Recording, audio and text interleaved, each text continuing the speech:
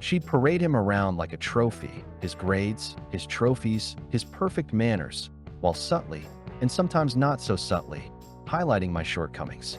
Kyle would never talk back like that. She'd say if I dared to voice an opinion. Kyle knows how to sit still at the table. It was a constant. Comparison, a reminder that I was the lesser child, the one who didn't belong. Richard never intervened. He'd just sip his scotch and stare at the TV, pretending not to hear. Maybe it was easier to ignore the tension than to confront his sister. Or maybe, on some level, he agreed with her. Either way, his silence was just another form of complicity. Later, I'd learned to make myself scarce when Diane was around. I'd retreat to my room or take long walks, anything to avoid her scrutiny. Mom called it being difficult.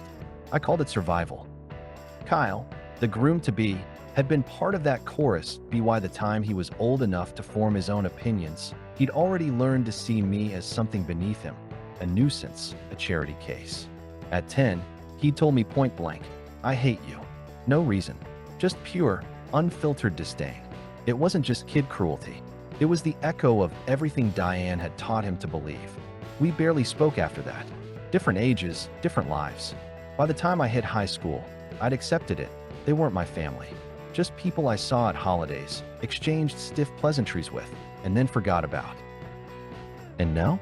Now I was supposed to buy a suit, get a haircut, and show up with a smile like any of this meant something to me. My phone buzzed again. Mom. I sighed and answered. Yeah. Finally. I've been calling all morning. Her voice was sharp. Did you book an appointment with the barber yet? No. Jason, the wedding is in 2 weeks. I know when it is. I pinched the bridge of my nose. Mom, I don't even like these people. Why do I have to go? Because it's the right thing to do. Her tone shifted into that wounded, dramatic pitch she used when guilt wasn't working. You always do this. You isolate. You act like a sociopath. Not wanting to go to a stranger's wedding doesn't make me a sociopath. He's not a stranger. He's family. He's Richard's nephew, and he hated me since we were kids. That was years ago. People change. Did they? The last time I'd seen Kyle, he'd been a college frat boy slamming beers at a 4th of July party, barely glancing in my direction. Not exactly a heartfelt reconciliation. Look, I said, I'm not dropping $500 on a suit, shoes, and a gift for someone I don't care about. I'll send a card. Oh my God. Her breath hitched, the precursor to full-blown theatrics. After everything Richard's family has done for us. Like what? Tolerating us. Silence. Then, colder. You're being selfish. The word stung, even though I knew it was bullshit. Selfish would have been telling her the truth, that I didn't owe these people a damn thing. That she didn't either, but she'd spent her whole life begging for their approval. I took a deep breath. This was it, the moment I'd been avoiding for years. No, Mom, I'm not going. Silence. Then, what? I said no. I'm not going to Kyle's wedding. I don't want to be there, and frankly, he doesn't want me there either. You can't just. I can, and I am. My voice was steady now. These people have never treated me like family. They made it clear I wasn't one of them. So why the hell should I pretend? Because I'm asking you to. Her voice cracked. Because it's important to me. I closed my eyes. There it was, the guilt, the obligation, the unspoken debt I supposedly owed her for putting up with a childhood I never chose. I get that, I said quietly. But I'm not doing this anymore. I'm not pretending for your sake. Not this time. The line was silent for a long moment. Then, in a voice so quiet I barely heard it, fine, do whatever you want. The click of her hanging up was louder than any words. I sat there, staring at my phone, half expecting to feel guilt, regret, something.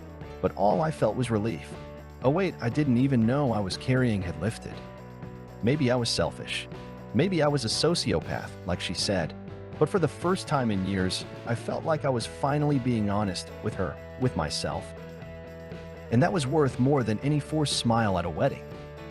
I tossed my phone onto the coffee table and leaned back into the couch. Outside, the sun was setting, casting long shadows across the living room. For the first time in a long time, the silence felt peaceful. No more pretending. No more obligations. Just me. And that was enough. I tossed my phone onto the coffee table and leaned back into the couch. Outside, the sun was setting, casting long shadows across the living room. For the first time in a long time, the silence felt peaceful. No more pretending. No more obligations. Just me. And that was enough. Well, almost enough. After a few days of that quiet relief, a nagging thought crept in, the kind that whispers you could have at least sent a card, you asshole. So I did. Not out of guilt, exactly. More like tying up loose ends. I picked the blandest, most generic congratulations card I could find at CVS, scribbled "Congrats on the wedding, Jason" in the most indifferent handwriting possible, and dropped it in the mail. No check, no gift. Just the bare minimum to say I acknowledge this exists. I knew it wouldn't go over well. 3 days later, my phone lit up with a number I didn't recognize. But I did recognize the area code, upstate New York. My stomach dropped before I even answered. "What the fuck is this?" Kyle's voice was sharp, like he'd been rehearsing this call in his head for hours. "Hello to you too," I said, leaning against the kitchen counter. "Don't play dumb. The card. You think that's funny?" I blinked. "It's a congratulations card. That's what they're for." "You couldn't even bother to write a real message? Just congrats, like I'm some coworker you barely know?" He was practically spitting. "After everything my family's done for you." "What exactly has your family done for me?" I interrupted. "Besides remind me I wasn't one of you?" Silence. Then, colder, "You always were an ungrateful little shit." I laughed.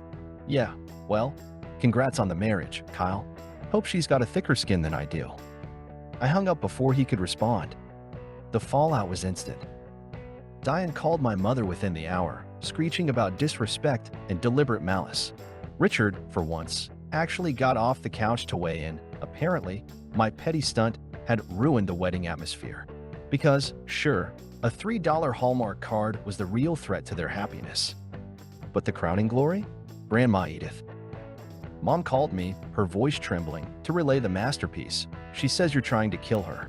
That the stress will send her to an early grave. I snorted. That woman's outlived 2 husbands and a poodle. A fucking card isn't taking her down. "Jason," Mom gasped, like I'd slapped her. "How can you joke about this?" "How can you not?" I shot back. "They're losing their minds over paper, Mom. Paper I didn't even have to send." She went quiet. Then, in that small, defeated voice I knew too well, "They're saying you're not welcome at family events anymore." I should have felt something, anger, hurt, something. But all I felt was lightness. Like I'd been cut from a noose I didn't even know was around my neck. "Good," I said simply. "Good? Jason, this is family, asterisk." "No, it's not," I said, softer now. "It never was. And you know that." She didn't argue. She just sighed, the same sigh she'd been sighing for 26 years, and hung up. And that was that. No more forced Thanksgivings with Diane's backhanded compliments. No more enduring Richard's disinterested grunts. No more watching Mom shrink into herself, praying if she made herself small enough, they'd finally accept her. Just peace. I grabbed a beer from the fridge and stepped onto my apartment's tiny balcony. The city hummed below, indifferent and alive. Somewhere upstate, Kyle was probably still fuming, Diane was sharpening her knives, and Edith was drafting her dramatic will. But here? Here, the only person I had to answer to was myself. I took a long sip and smiled. Finally,